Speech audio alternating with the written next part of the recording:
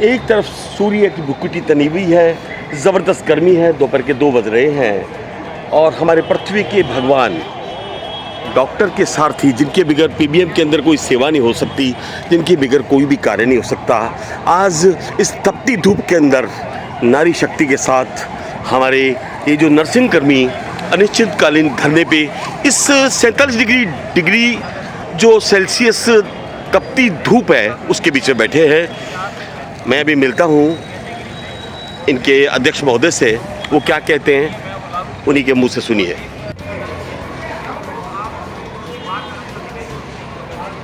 नारी शक्ति और धरती के भगवान के हमारे सारथी, जिनके बगैर पीबीएम में कोई सेवा नहीं हो सकती, आज इतनी तपती धूप के अंदर दोपहर के 2 बज रहे बैठे हैं।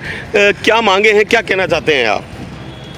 हम इस मांग को लेकर बैठे हैं कि कोरोना काल में हमारे 435 की एक कैटेगरी वाइज और मेरिट वाइज भर्ती हुई थी यूटीबी के आधार पर नर्सिंग ऑफिसर की मेडिकल कॉलेज। हेलो, बोलिए, क्या कहना चाहते हैं? हम ये कहना चाहते हैं कि नीमो से हुई है तो अधिशेष हो रहे नर्सिंग यूटीबी नर्सिंग ऑफिसर भी नीमो से हटने चाहिए और मेडिकल कॉलेज के प्रिंसिपल साहब के पास पावर है, हम उनके अधीन काम करें तो हटाने का अधिकार भी उनका है। तो ये डॉक्टर सुरेंद्र वर्मा और वहाँ पे लगे बाबू ताहिर से की हटदर्मिता है कि वहाँ से हमें रिलीव करें। नहीं, इसके अलावा मेडिकल कॉलेज प्रिंसिपल के अलावा किसी और से, प्रशासन से, और क्या नाम है जो हमारे अध्यक्ष महोदय हैं, जो भी आपके और क्या जो स्वास्थ्य मंत्री हैं, उनके लिए क्या मैसेज देना चाहेंगे? सब आए में बीकानेर में बताएं क्या करेंगे। ये कहना चाहते हैं कि जब भर्ती नियमों से रूल रेगुलेशन मेरिट से हुई है तो हमारा निकालना भी अभी अधिशेष होने पर यूटीपी नर्सिंग से हमारी मांग है कि एक कोई नहीं निकाला जाए, जैसे तैसे एडजस्ट किया जाए, लेकिन निकालने की अगर स्थिति आती है तो नियमों से हटने। दोपहर के 2 बज रहे हैं, कब से धरने में बैठे हुए हैं आप? हम सुबह 11 बजे से बैठे हैं और लगातार बैठे रहेंगे। और किसी की तबीयत खराब होगी तो उसका जिम्मेदार कौन होगा? उसका जिम्मेदारी प्रशासन की है, हमारी। आपका शुभ नाम बताइए। मेरा नाम रविंद्र बिश्नोई, अध्यक्ष पीबीएम नर्सिंग एसोसिएशन बीकानेर। आज मैं खुद भी द्रवित हूँ इस बात का, वो मुझे दुख हो रहा है कि आप धरने पे जो भी बैठे हैं उनमें से शायद लग रहा है कि इतनी भीषण गर्मी को देखते हुए तबीयत खराब हो रही है। प्रशासन के कान में जूं भी नहीं रेंग रही है। समझ में नहीं आ रहा कि क्या होगा। जब मैं अंदर बाइट लेने गया तो मुझे कहा कि मैं आधिकारिक नहीं हूँ, सोनी सर गायत्री मैडम के पास में गए हुए हैं, तो आधिकारिक इनका कौन है? अगर इस वक्त इनके साथ इनकी तबीयत खराब हो जाती है तो क्या इसका प्रशासन जिम्मेदार है? शायद नहीं। मैडम, तपती दोपहरी के अंदर बच्चे बाहर बैठे हुए हैं, अगर इनको कुछ भी होगा तो मैडम प्रशासन का क्या रुख रहेगा? मैडम क्या कहना चाहेंगे? प्रिंसिपल साहब है नहीं? Jain sir, Jain sir.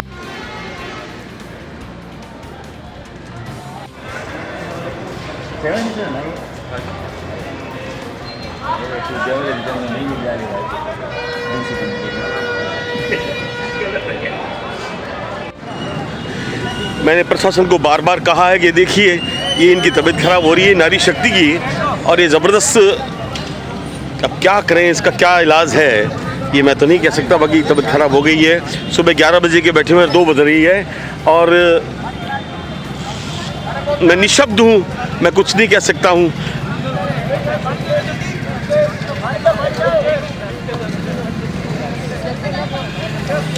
Sir पे पानी डालो, सर पे पानी डालो।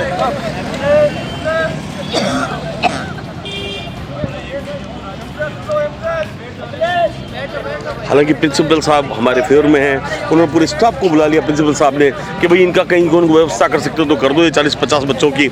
लेकिन सारे स्टाफ ने उन्होंने ये बोला कि नहीं, क्या कि यहाँ कोई व्यवस्था नहीं है।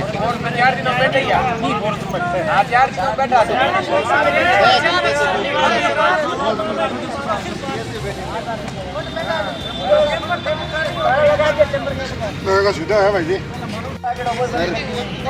बाइट लेने दो।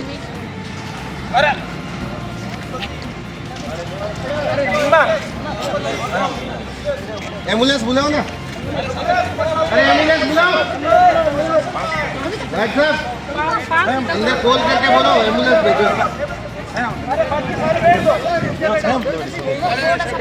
अरे नीचे बैठ जाओ, हटाओ।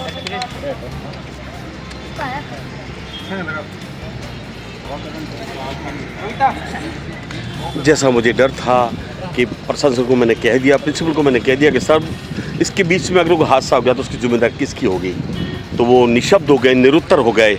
मगर इस वक्त एक नारी शक्ति बेहोश हो चुकी है और प्रशासन देखिए नींद में सो रहा है। प्रशासन के मुंह पे दही जमी हुई है, बर्फ जमी हुई है प्रशासन के मुंह पे। सर गर्मी बहुत है और बच्चे बाहर धरने पे बैठे हुए हैं, कुछ भी हो सकता है सर, क्या कहना चाहेंगे इसके बारे में? देखो, इसके लिए हमने हमारी एडिशन पेंशन लेखाचार्य डॉक्टर गौतम मुनिया को कई बार हमने भेजा और मैं खुद भी जाके आया कि मुझे भी दुख है कि धरने पे बैठे हैं, लेकिन हमारी भी एक लिमिटेशन है कि हम लोग जो पद रिक्त नहीं है उनके अलावा नर्सिंग स्टाफ को नहीं लगा सकते हैं। हमने इस विषय में हमारे कमिश्नर और हमारी गायत्री मैडम को भी हमने सूचित कर दिया है। पद अब जब तक सजन नहीं होगा तब तक हम निपटारा नहीं कर सकते हैं।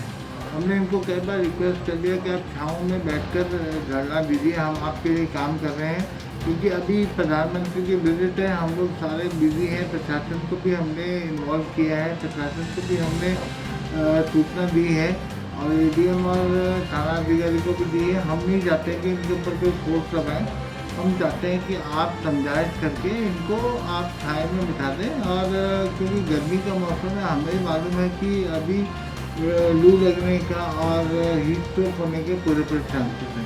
सर एक तरफ हम बोल रहे हैं नवतपा चल रहा है, दूसरी तरफ सब 47 डिग्री करीब कैसे क्या तापमान जा रहा है, बच्चे बाहर जिद पे बैठे हुए हैं, आप इस वक्त बहुत ज़बरदस्त फंसे हुए हैं क्योंकि पीएम का यहाँ दौरा है। सर इसी बीच में अगर ऊँच नीच होगी सर, उसकी जिम्मेदारी सर? सर देखो, ऐसा है, हमने कई बार समझा दिया है। अब इतने लोगों को या तो हम फोर्स से उठाएं, हम नहीं चाहते कि कोई फोर्स उठाएं, लेकिन हम लोग पूरा मॉनिटरिंग कर रहे हैं कि अगर कोई ऐसी स्थिति होगी तो हम तुरंत इनका चिकित्सा सेवा के लिए हम तत्पर हैं। हम इनको समझा सकते हैं, इनसे निवेदन कर सकते हैं, हम जो न्याय सम्मत होगा और जो रूल्स में होगा वही हम काम करेंगे। धन्यवाद, इनको समझा दिए। धन्यवाद सर, बहुत बहुत धन्यवाद।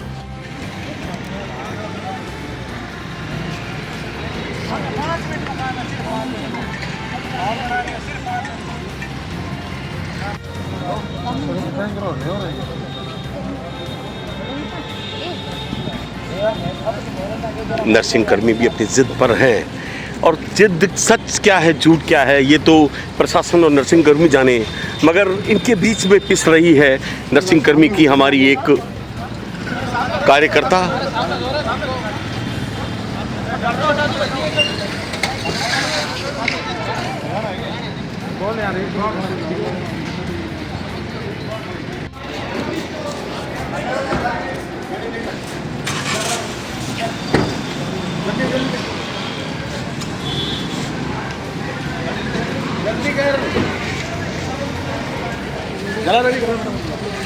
रेखा आचार्य भी इनके साथ में ही देखिए।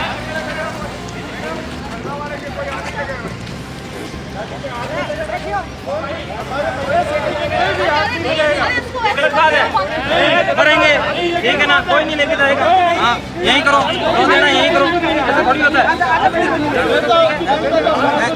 नहीं कोई नहीं करेंगे, क्यों नहीं करेंगे? 5 दिन लेके जाते हो उसको।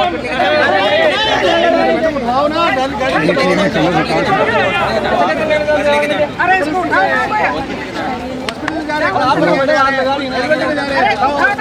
हेलो, क्या कर रहे हो? गाड़ी में उठाओ ना, आपको बोले नहीं गाड़ी का, वो गेट खोल दो। बाकी